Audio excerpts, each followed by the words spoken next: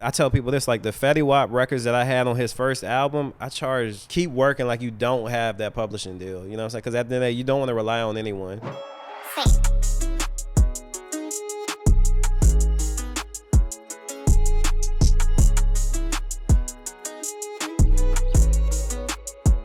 Yung Lan's about to pull up, set up GarageBand. I got the Scarlett. Is anybody judging me if I got a Scarlett for shooting a podcast? Does that do the job?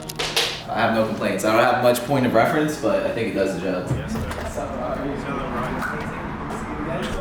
up, Ryan? What's up, Louis? Hey, what's up? What's up, bro? Louis. Nice to meet you, man. Louis, man. Nice to meet you. But I just be waking up so early, like 8 o'clock. So Yeah. Wait, when did you land? Are you still adjusting to? Nah, bro. I think that's the whole trip when I'm over here. What do you prefer to on your trips? Do you prefer to line up music or artists that you want? I said like a handful of producers that I really work with. I like making beats with bro. So I'm trying to make money off of it. Yeah. You know Adam Friedman, right? Adam Friedman, the lawyer, Adam Friedman. He like the viral lawyer, like for real. Like, he be on Twitter and shit. Like, Yeah, on Twitter, he called. I take a lot of inspiration. It's Trump tone. It's alright. It's alright. The audio sign there. Dope. So yeah, thanks. Gotta pop for the brand, bro. We gotta get. All right, welcome back to the Producer Royalty Podcast. Today, we are here with Yung Lan. Yes, sir. Thank you so much for joining me, bro. That's all love. Thank you, bro. Yeah, how's your weekend going so far? Good, man. We out here, moving around the city, networking, doing a whole lot of capping, acting like we like people we don't. No, I'm just playing. I'm just playing. Yeah. Just linking up with old, familiar faces and stuff like that, building relationships and, working a little bit, doing sessions and stuff like that. Yeah. This is the first episode we're gonna drop in the crib. Last episode we shot with Carl LeGret, but we're in Los Angeles right now, Hollywood. This is the backdrop over here. So yeah, we ran into each other. Y'all went all out. It's hard right here for sure. Yeah, thank you, bro. Yeah, the Empire Party last night was dope, right? It was. Yeah. That was my. This is actually my first time coming out for like Grammy week. And Really? It's dope. Cause I was always the type person, like if I'm not nominated, I don't really want to be out here. So I was like, I'm gonna try it out this year because I really thought we was gonna get nominated, but yeah. Which one you thought you were gonna get on? Morgan Wallen. Yeah. Oh, yeah. My producer James did 2 on there, so Dope. we just knew we was gonna get nominated, but I guess my boy's blackballed. Or something. Yeah. How you spending your time this weekend? Just chilling for real, like doing interviews, going to sessions, kicking it with people, same old stuff for real. Mm-hmm. Word. So when you were first getting into the music industry, how do you feel like you differentiated yourself as a producer? I know you had kind of like a calm upbringing, like in the sense where like you weren't too into people's faces, like the way your strategy coming up. You said so. Like how did you kind of differentiate yourself when you first started? Bro, really? When I first started, I was in high school, so like I was just giving out beats around the high school, stuff like that. But then after high school and community college, I started taking trips to Atlanta. So I would drive like 8 hours, like one way, and bro, just like record people in the hotel rooms and stuff like that. I was working with people like Rich Homie Quan and like Cap G and Band the Game Market, just K Camp. It was like up and coming Atlanta artists at the time, but I always had the ear and the vision to know like who was about to blow up. So like I would catch them early, record them in the room, and then it was just staying dedicated and consistent for real, man. Yeah, so you had the strategy of like trying to really lock in with the young guys that you saw kind of scout, you scouted them. For sure, bro. I was young and super hungry, like bro, I definitely wanted to make it. So like I was doing whatever it took to like really like reach the point where I wanted to be in my career. And then when you first started to get a little bit of traction, and even now, like how do you kind of like pitch yourself? Because like a lot of times we were at Empire yesterday, I meet a lot of producers, and they kind of have a hard time kind of pitching themselves unless they have that kind of record that kind of makes people. It's kind of, so how do you kind of leverage your experience or pitch yourself in a way that kind of makes yourself maybe stand out? Yeah, I'm not really that guy. Like, bro, I feel like if you know at this point in my career, bro, it's been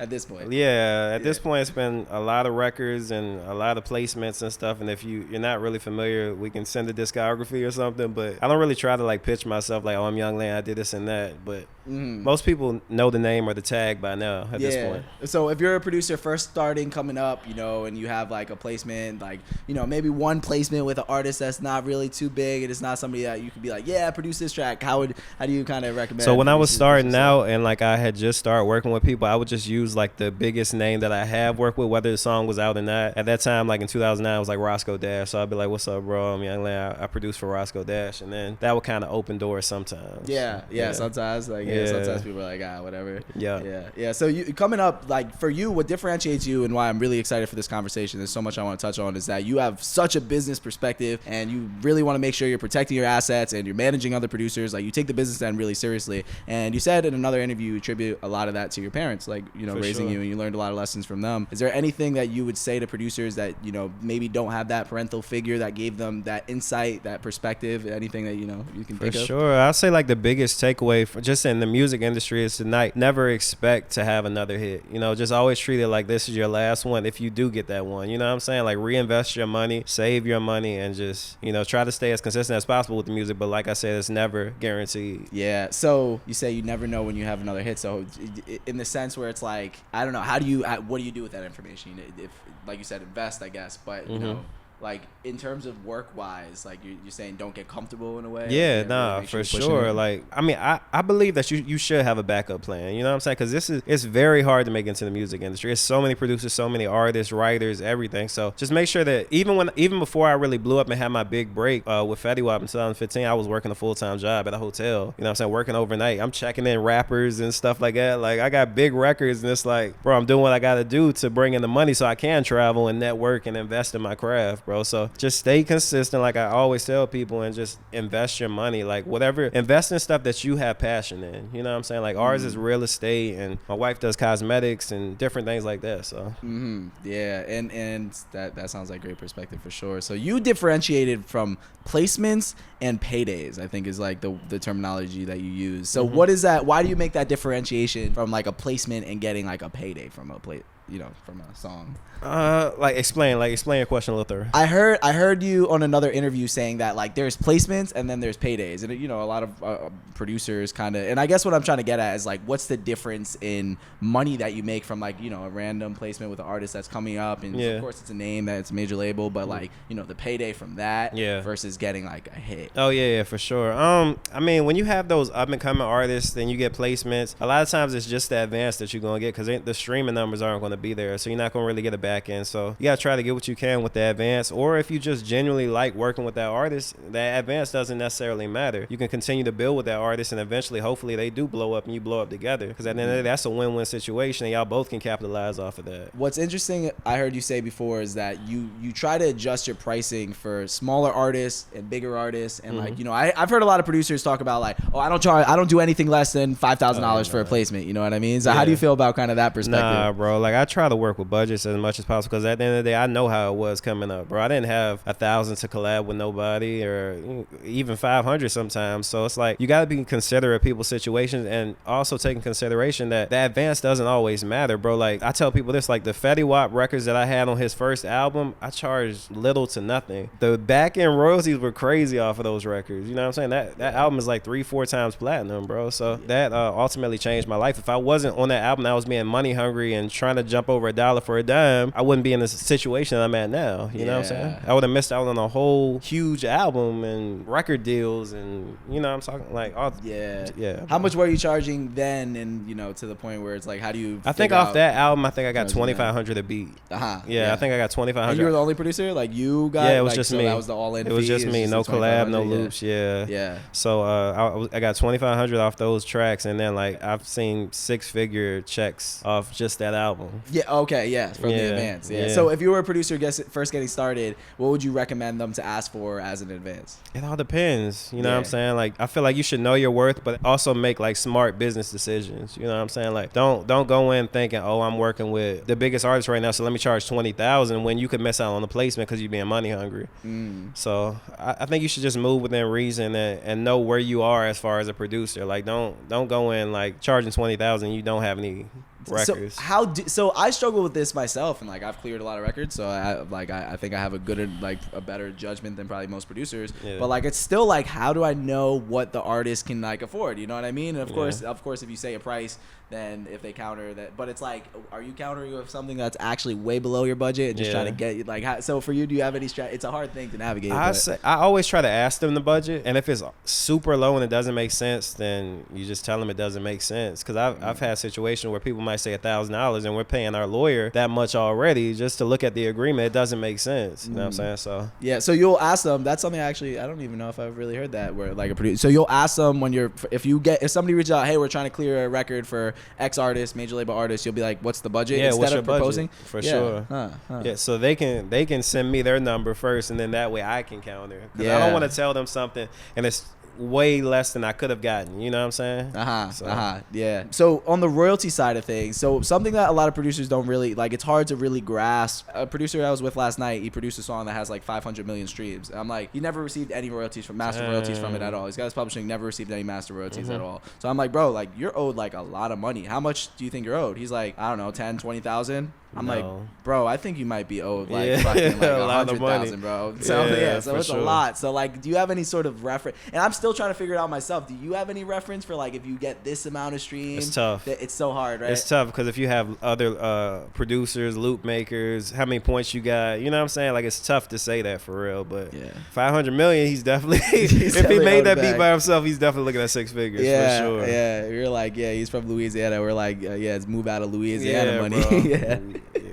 You gotta get up out of there, my boy. What about for you? You talk about a sound exchange a lot. Have you learned any lessons from collecting on sound exchange? You always make sure you have sound exchange. How do you navigate getting sound exchange royalties? So and you wanna yeah, break down how sound exchange works. Yeah, so my lawyer Ben Klein, he does a great job with whenever we close out an agreement, he always makes sure to get the fully executed sound exchange and everything. So we do get those checks. But honestly, like sound exchange, I don't see that much from sound exchange. No? Yeah, no. Unless it's like I'm sure with Fetty you receive like a lot Oh yeah, of for money sure. from that, But like right? even since then, like with the bigger records, I don't know. It's cool, but like BMI is always way bigger. Yeah? Yeah. Even with the bigger records? Because, like, with sound exchange, the way you calculate sound exchange royalties is what your percentage is. You'll take your royalty. So if you have let's say 4 points to make it easy, and the artist royalty is 16, artist royalty with their label. So if they're signed to a major label, they have a 16% royalty. You do 4 divided by 16, and that comes out to 0.25. So the royalty for sound exchange will be 25%. So that's how you calculate it, which is a lot more than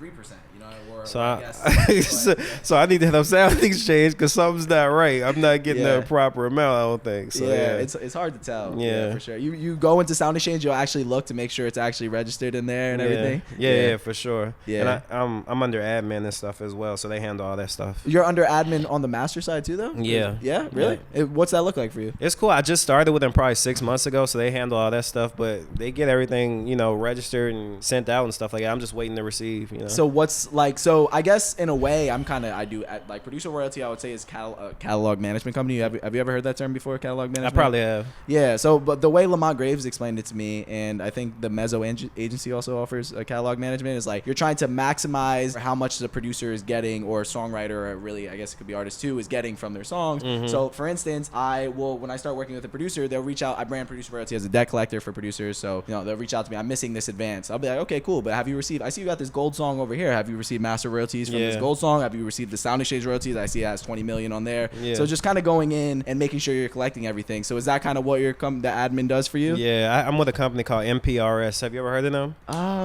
Where are they based out of? I think they're United based States? out here. Yeah, Yeah. MPRS. Yeah.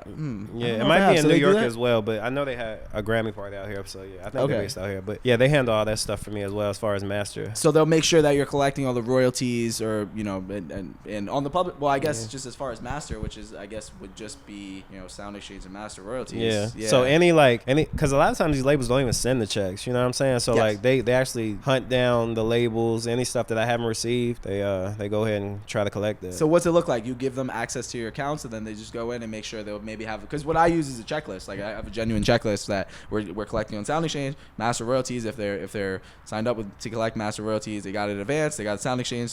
I said sound exchange. Their publishing is all set up to be collected. Yeah. You know anything about neighboring rights? By any chance? I actually just started doing that too. Really? So what's your experience? Because whenever I ask people, I don't usually ask people about it because it seems like nobody understands what it is. So do you have any sort of? So from my understanding, it has to do with like the instruments on the track, if I'm correct. So this is my understanding of it. So sorry to cut you off. No, go ahead. That was kind of rude of me. But so neighboring rights they call it neighboring rights because in the United States, China, Iran, and North Korea are the only countries that don't pay the people on the master, whoever owns or getting a royalty on the master for the public performance of a track, whether that's on the radio or performed at a bar, they don't pay those people at all. So in other countries, they do. So it's called neighboring rights because it's like similar to that. So in other countries, you're generating royalties on the master from public performance of your track, or if it's on radio or things like that. Yeah. So neighboring rights is collecting on that. So some people call sound exchange neighboring rights because it is also a performance royalties for. So that's a form of neighboring rights. Yeah. But yeah, I don't know. That's kind of was different understanding for that you had. Yeah, but I know. I mean, that's probably like the technical,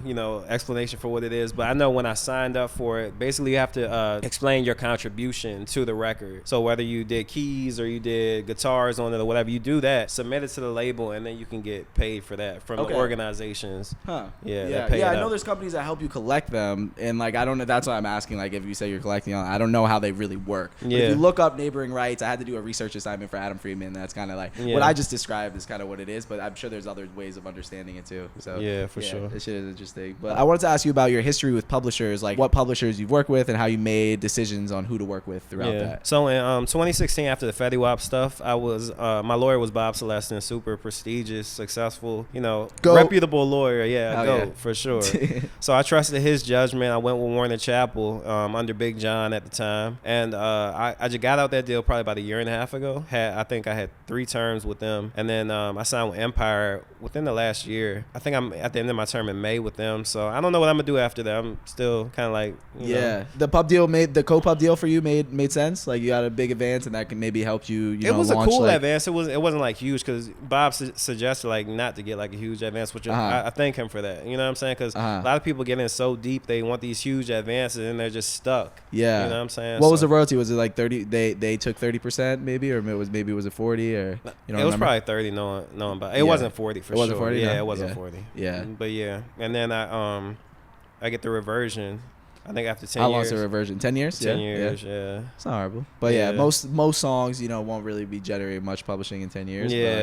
But you never know. Yeah, of course you never know, especially nowadays the way music is circling back. Yeah, so you got your co-pub with that, and so you've talked about like how you can't really count on the publishers to get you opportunities a lot. Like, have you learned anything about publishers actually getting producers opportunities for their music? I feel like it's all about the relationship you have with your publisher. I'm not really one of those people that's going to chase people down or like hit up my publisher every 2 days and like, hey bro, do you have new placement opportunities and stuff? So I don't know. I prefer like a publisher that's wanting to work for you, you know what I'm saying, as opposed to you having to chase them down to get placements and stuff. But a lot of people have good things to say about like the boutique publishers and stuff like that. But what's some examples of like publishers you've maybe heard good things about, or ways that they've actually been able to create opportunities for producers? I guess I can't lie, after Warner Chappell I was kind of done with publishers, so I don't know too many. But as far as Empire's been cool. Like Empire definitely sends me placement opportunities. Shout out to Brett, shout out to Eric. They're amazing. Yeah, and you're in an admin deal with them. Yeah. So like, and they still treat it like a pub deal. Like, yeah. Like Eric Hurt in Nashville, he gets me like so many sessions with country artists and stuff like that. Yeah, so, that's how your Morgan Wallen placement happened? No, so that was with James Mattis. He collabed with Charlie Hanson. Okay. And then that came about that way. Yeah. But after that is when I started like really focusing on country and stuff like that. How does it split? Well, for them, because I'm so different. Yeah. So what is different about working in country than working in hip hop? Or the splits different? Yeah, the splits are definitely it's no advance, and then as far as advance. Yeah, it's no advance. And no master? Are there master royalties? No master. No master royalties at all? No master. Yeah. What? Yeah, bro. So what was the song like that you worked on? I never listened to it. Was it like it's called Cowgirls. No, it's called Cowgirls, and then it was a Good Girl Gone Missing. But Cowgirls is crazy. That's one of my favorite songs by Morgan. But James did the guitars. They replayed the guitars because I guess they wanted the whole album to sound like the same guitars, so they replayed everything, so it's all pretty much the same guitar. And then Charlie added drums. It's like a mixture of like trap drums with kind of like pop. So he played the guitar. You said they replayed the guitar. Did they pay him publishing for they replayed yeah. Even though they didn't use his guitar at all? Yeah. They still paid him publishing since they replayed it. Yeah. And did that dip into your cut because like they had to? Yeah. And it was 50%. They still split it 50%. No. It's split differently, bro, with country music because they include all the writers and all that stuff as well. So it's totally different than hip hop. Somebody asked me this question the other day. He said, "I'm gonna ask you what you think about this." So the artists didn't write the song at all. He just performed it. And there were writers on the song that wrote it, and the producer made the beat. What do you think the pub splits should be for that? So the producer writer there was a producer that made the whole beat, and also the producer contributed to the song a little bit from what he said. You could take with that what you want. Yeah. And then there was writers that wrote the lyrics to the song. How do you feel like the split? And then the artist just performed. And the artist just performed. 60% producer, and then I'd say the writer and the artist split the rest. Yeah. So 2020, 60, 2020. Yeah. So you think even though the artist didn't write any of it, like if the artist didn't write any of it, they just performed, you think he should still get some publishing on it? Yeah, I think so. Yeah, I would say that I don't think the artist should get right, like, because he didn't write any of the song. It's like a cover in a sense. Like you're performing a new version of it. So I don't. But without his voice their voice being on the track, it's not going to be a successful record. Yeah. Or their fan base or whatever. You got to think about it that way as well. So I always wonder how they handle it in Nashville or just in country and other genres, because in hip hop it's pretty simple. Like there's the beat, but like when you incorporate all these writers who are actually writing the lyrics and like they're really not performing the songs. I barely meet people who aren't in hip hop. So yeah. So how would you say that? I guess I kind of asked you this already, but how would you say that they do the splits? I guess this. Bro, it's whatever. It's a lot of people on the splits in country music. Even if you're sitting in the room, you add one word, you're getting the percentage, and they split it evenly. So yeah, they split it evenly. Yeah. They're from my experience. Yeah, and it sounds like from what I've heard, they actually use split sheets a lot more in like other genres too. Like in hip hop, I don't know any producer. Do you know producers that actually use split sheets in hip hop? Only independent artists will do that sometimes. Yeah, like, yeah. Their label will try to send like split sheets and stuff like that, but we're like, we need a full agreement. Yeah, just split sheets, but yeah. Of course you need a full agreement too, but I guess in terms of like pub I've seen a couple like, split sheets, but it's not really the most common. Yeah, because it's interesting because like with publishing, it's 100% pie. So we're splitting this 100% in a way that we got to split it. We got to decide how to split. But on the master side, it's like it's a kind of a different thing deciding on what your royalty is, in the sense where it's like a producer could get, you could argue a producer could ask for as much, I guess, as they want, but it's not splitting 100% pie because the label is kind of taking a big chunk of that too. So it's a different way of looking at it when you're talking about publishing. For sure. So would you say, do you have any suggestions for producers who are looking for opportunities from publishers, how to, I guess, maybe verify whether you actually can get what the publisher's saying they'll actually be able to get you anything? It's hard, bro. It's all a pitch. It's a sales pitch at the end of the day. Like, it's just like when a person's in high school and they getting drafted to, a college team. They gonna give you the best sales pitch ever to come to their school. You know what I'm saying? But ultimately, you don't know what they're gonna do once you get there. You might be sitting on the bench. You know what I'm saying? That's what happens a lot of times with producers. You're sitting on the bench. Yeah. I always tell people, just stay consistent and like keep working like you don't have that publishing deal. You know what I'm saying? Because at the end of the day, you don't want to rely on anyone. Make sure you just keep working, and hopefully some more hits come out of it. Yeah, and I want to circle back to talking about Empire too, because I meant to highlight this. Like, if a producer wants to sign with the co-pub deal, there's two reasons to do it. Either you're getting a big advance from it, or you're getting opportunities from it. Would you agree with that? What would be another reason, I guess, to give up more royalty,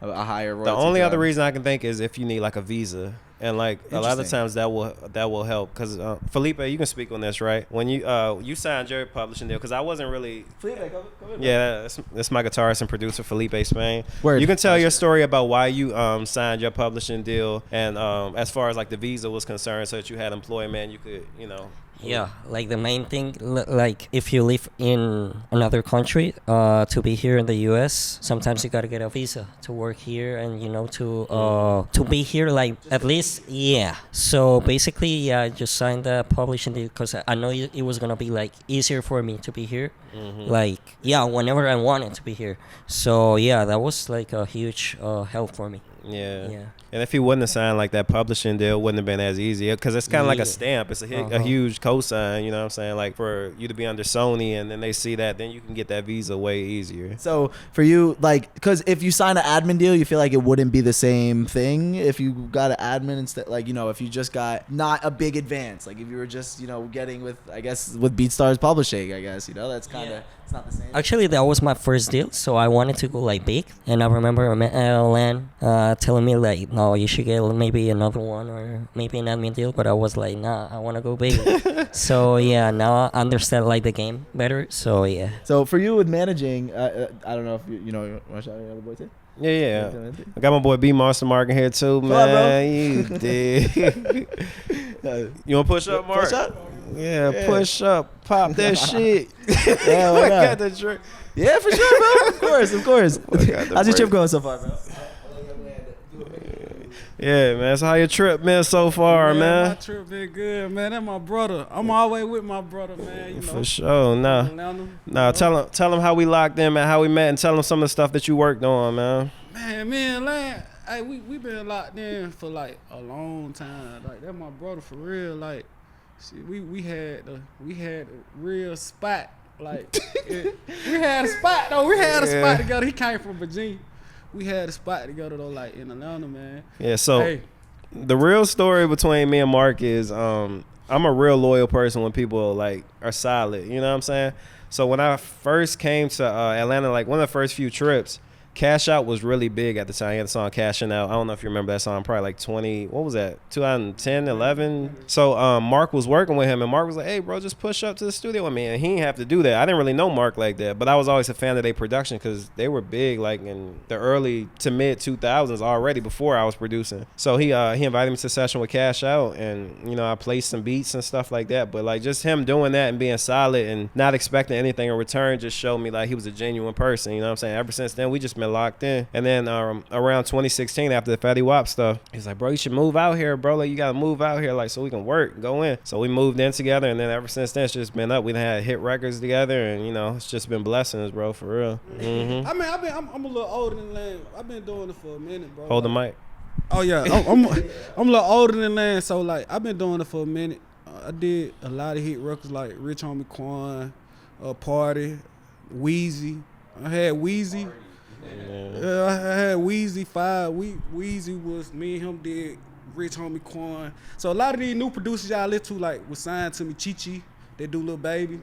They was signed to me. So I started like the manager stuff, man. But I'm just in it to help people, bro. Like I look at people's careers like they gave themselves an opportunity, you know, like to put their career in my hands, bro. You know what I'm saying? It's not only that, you know, I signed somebody and I'm trying to help them. They helping me too, cause they believed in me. You know, that's tough. Like to have producers signed to you, bro. It's not easy, cause they believe in you. Like you gotta perform. Like, you know what I'm saying? Mm-hmm. But I'm all about helping people, bro. I'm very humble. You know, from all, you know, a lot of producers y'all probably London on the track. All them jokers, bro. Like we from Atlanta. We grew up together, same neighborhood areas, and we was all locked in. But Lan was always solid, bro. Like I'm a type of person, I'm gonna tell you, pull up. Like I had like a lot of motion going on, like just fucking around with like a lot of artists in Atlanta, cause I'm from Atlanta, like the real Atlanta. So like it wasn't enough for me to get all like Migos. I had shit with QC going on, and you know, but I'm just the type of person like, bro, I just like helping people, bro. Like just genuine, bro. Like I don't care about we doing music, like get it going. No, like, bro, no ego, like just solid. Yeah. But I keep it humble, man. A lot of my friends be like, bro, Mar, you be too humble, bro. You need to say what you did, produce. But, bro, I don't look at this shit like that, bro. I just believe in blessing, bro. Blessing people. This shit come back 100. Yeah. Mm-hmm. You know what I'm saying? Yeah, I'm gonna ask You questions. did. My next section was talking about managing. So since you're also in the managing combo and in the management space, I'll ask you. Oh no, I don't care about that, bro. I don't give a fuck. No, that's okay. No, yeah. So I was gonna ask you know, for you guys, how do you try to, you know, make opportunities for the guys that you're working with? How do you approach that on the manage? Because I know you talked about, like, you know, one of the main things you try to really offer them is just giving them opportunities. You just said that as well too. So how do you guys kind of go about that? You know, giving the producers that you're signing and not taking on to, because when you have like, you know, 50 producers signed to you, you can't give everybody opportunities. So, Yeah. you know, how do you kind of balance that? For me, it's like whenever it's an opportunity for me that's presented, I'm presenting it to them. Like I just shoot it in the group chat and, you know, hey, send me loops for so-and-so, send me beats for so-and-so, and then I send it to them. Like we all put in our stuff into a pack, send out the Dropbox folder, and, you know, if I win, you win, and vice versa. Lan summarized, like, we just put it in the folder and, you know, send it out. Like, you know. Yeah, simple like that? Yeah. Like, I was wondering, you know, because when artists reach out to you, a lot of times I assume they're reaching out for your beats. You know what I mean? So it's like, have you ran into any issues or things where it's like, if you're also including all these other producers' beats as well too, like people are, you know, don't get annoyed or anything like that, like that you're, you know, maybe take your packs less serious? Nah, cause like what we do, at least on my team, is we tag all the beats as a team. You know what I'm saying? So you wouldn't be able to tell the difference if it's my beat, if Felipe made it, if James made it. You know, we all got the same tags on the beats. But I try not to like keep too many tags, bro. And another thing like with managing, it's like when you start having like some of your producers collabing with other producers, then it be the problem on the business side, because other producers have managers too, and now you know it's just mess up the whole business, you know. Yeah. So how do you guys approach kind of deciding on splits and navigating splits when you have collaborators and loop makers and things in that space? Like, how do you guys like to kind of think about that? I think standard, we try to split it pretty evenly. Some situations we might take a little bit more if we were the reason for the placement and stuff like that. But for the most part, we try to split it evenly, unless it's like 4 different producers on one loop or something like that. Yeah, I'm the same way, man. I just want to see everybody eat, bro. Let all go to Ben and Hunter and turn up. You know what I'm saying? That's what it's about. It's like, what about like if you use a loop from because Kavi made me think about this, and Kavi said when I interviewed Kavi, he's like, if I'm a loop maker and I send you a loop and you use my loop and I didn't tell you there was 4 other people on the loop, it's unreasonable for me to expect you to split it evenly with all those people. You used a loop, that's 50% of the beat, you could say. So it's like, do you kind of look at it like that too? If I'm using your loop, then like the loop makers can kind of split that like in that way. You know what I mean? You know what I'm saying? I was thinking about it last night. I'm like, bro, if it's 4 people on the loop and they don't disclose that, they should have to split their 25 their 4 ways, bro. Cause like that's crazy. It's not that hard to make a loop, bro. 4 people is crazy. I feel the same way. Yeah. I feel the same way. Like, Yeah. man, But I mean, typically we try to split everything evenly for sure though. But once it start getting 4, 5, 6 people, nah, we gotta figure something out. That's real. That's real. Lan said it right. Summarized it up, you know. So let's see. Well, Lan, I wanted to ask you about business managers as well too. You can see, I don't know if you work with a business manager, you have perspective on it, but are you at a point now where you use a business manager, or kind of what does that look like, for on your end? Nah, bro, I do everything myself. No business manager. No? So just completely, just like anything financial, you just handle that on your own too. Yeah. Yeah, the same way. Yeah. Yeah, me and Lan, we got like, besides the music, other investments. Like, I'm more. So I got a tool rental construction company equipment. So I rent out tools to construction companies. That's my passion, and that's like passive income, because people are always building. So you got the excavators and all that type of stuff. They, land do, real estate. Mm-hmm. To wrap up real quick, so you talked about how you wanted to be an executive or maybe own a label at some point in the near future.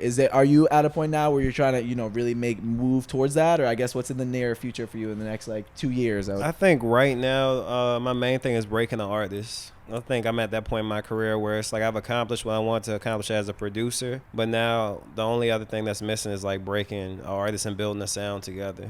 So that's really like what I'm looking to do. I think I want us all to step into like a different genre and just see, so what we can do as far as pushing artists and making a unique sound. Yeah, why now? Like, why is now that's something you want to focus on right now? It's just like we've gotten our placements in hip hop and stuff like that, and it's just like at this point we're just looking to be more inspired with music, and I don't know, hip hop just isn't really what it used to be at this point. Really? Why is that? It's not inspiring, man. It's quantity over quality right now. Yeah, it's not motivating. It's not inspiring. We were just talking about this in the car, bro. Like, it's nothing that we hear and we just like, oh, we gotta go to the crib and cook up right now. When we hear this, like, oh, I gotta send beats to so and so. It's like, it's not really inspiring. I definitely agree. You Spanish, right? Yeah. Latin? Yeah. So man, I be inspired by I like Ant Will, Bad Bunny. I see the reggaeton taking over. So like, I try to travel a lot. Like, I go to South Africa and all these countries just to get like tuned into other genre of music, man, because hip-hop, man, just how much drill and kill shit we doing, God.